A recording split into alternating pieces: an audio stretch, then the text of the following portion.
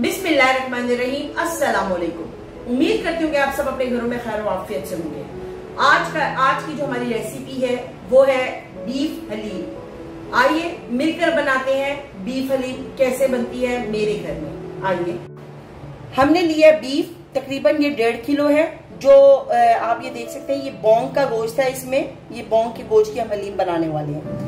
उसके साथ मैंने ली है मसाला बनाने के लिए तकरीबन 2 टेबलस्पून के करीब लाल मिर्चें, 1 टेबलस्पून नमक, 1 टेबलस्पून जीरा पिसा हुआ भुना हुआ, 1 टेबलस्पून ही हल्दी और तकरीबन 2 टेबलस्पून के करीब धनिया पिसा हुआ।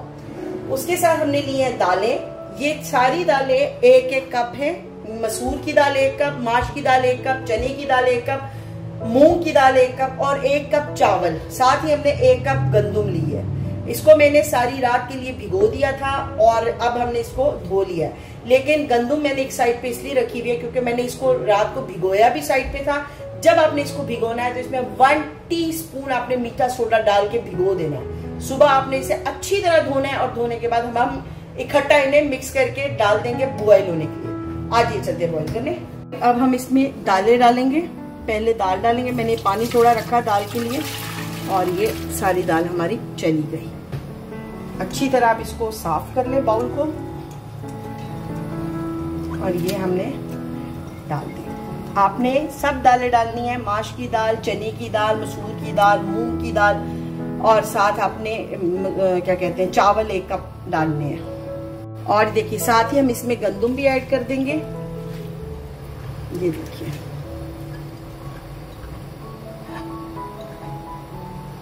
और इसके साथ अब हमने इसमें पानी ऐड करना है। साथ ही हम इसमें पानी डालेंगे और पानी हमने इतना डालना है कि हमारी दालें इसमें अच्छी तरह भीग जाए। और ये लीजिए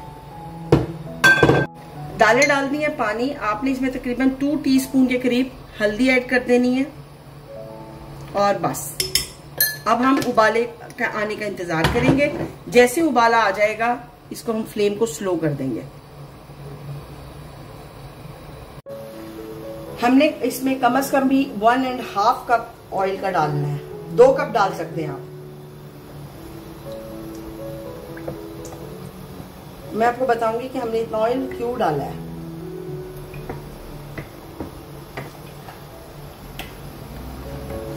चलिए और अब हम इसमें अपना बीफ डाल देंगे फ्राई करने के लिए। ऑयल थोड़ा गर्म हो जाए फिर हम इसमें बीफ को डालेंगे। ऑयल हमारा तकरीबन गर्म हो गया है। इस पॉइंट पे हम इसमें सबसे पहले गोश्त ऐड करेंगे और इसको हम फ्राई करेंगे। गोश्त को हम अच्छा सा फ्राई करेंगे।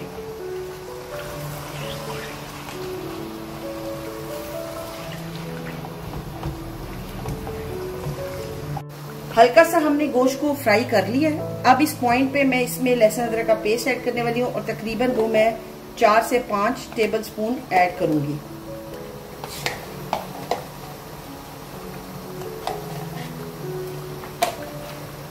और अब हम इसको इसके साथ फ्राई करेंगे।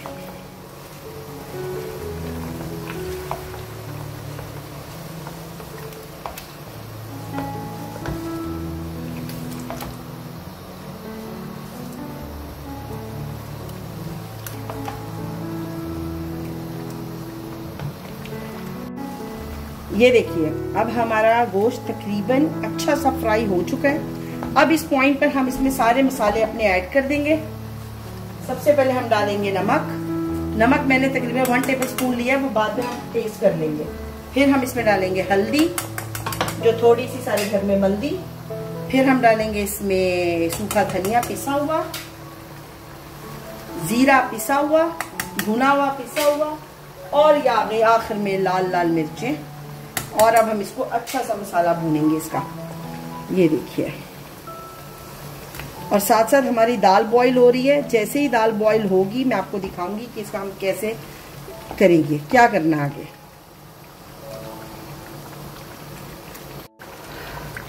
जी ये मसाला हमारा भून गया है। अब तकरीबन हमने इसमें 1.5 कप दही भी डालना है, तो हम इसमें 1.5 कप दही डालेंगे।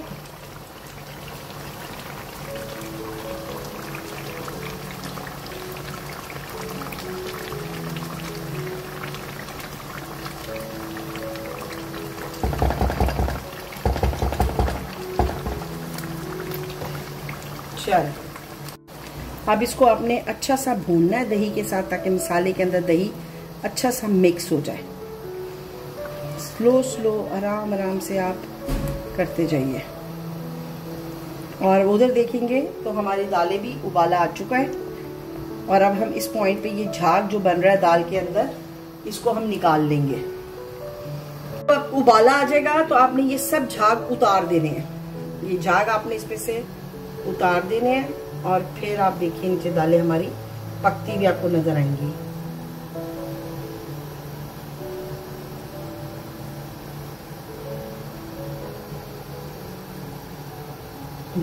ये देखिए दालें अब पक रही हैं।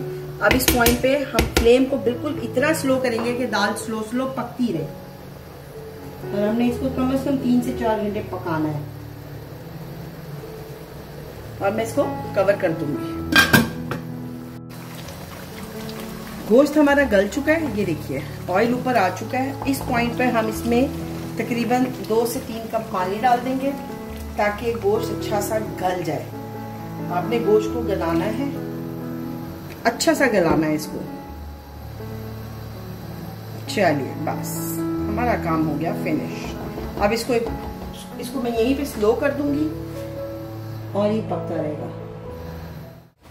गोश्त को मैंने गला लिया था। आप ये देख सकते हैं कि मैंने इसको मैंने हाथ से, मतलब जैसे हम आलू को करते हैं ना मैश, उसी से मैंने इसको मैश कर लिया। और ये देखिए इसको हमने ग्राइंडर बिल्कुल नहीं लगाना। मसाला मैंने अलग कर लिया है और ऑयल मैंने अलग करके निकाल लिया है, जो हम बाद में उस पर डालेंगे। दाल यहाँ पे रेडी है, ये देखिए टू हॉट, ये रेडी है। और इसमें मैंने 10 से 12 हरी मिर्चें ऐड कर दी हैं। अब मैं इसको इसके साथ ही ग्राइंड कर लूंगी। यहाँ हम इसको ग्राइंड करेंगे।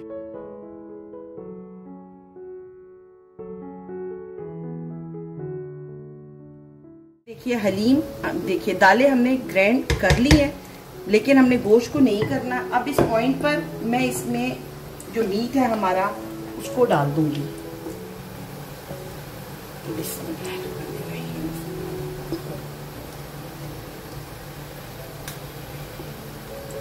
ये देखिए मीट डालने के बाद हम इसको दाल के साथ मिक्स करेंगे मीट को। आपने ग्राइंडर बिल्कुल नहीं लगाना इस पॉइंट पर, बिल्कुल भी नहीं। ये देखिए गोश्त सारा दाल के अंदर हमारा मिक्स हो चुका है। अब हमने इसमें जो इसका मसाला था, अब हम उसको डालेंगे इसके साथ, ये वाला मसाला। ठीक है, मसाले को इसके अंदर डाल देंगे।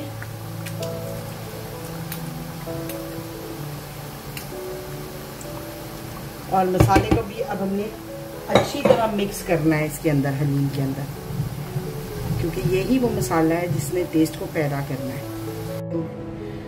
ये देखिए हलीम हमारी तैयार है। अब आपने इस पॉइंट पर इसमें 1 टेबल स्पून गरम मसाला डालना है। मैं 1 टेबल स्पून डालने लगी हूँ, आप अपने टेस्ट के मुताबिक ऐड कर दीजिए। ये देखिए इसको हमने ऐसे मिक्स करना है। बस हलीम हमारी तैयार है और मैं अब आपको इसको गार्निश करके दिखाती हूँ।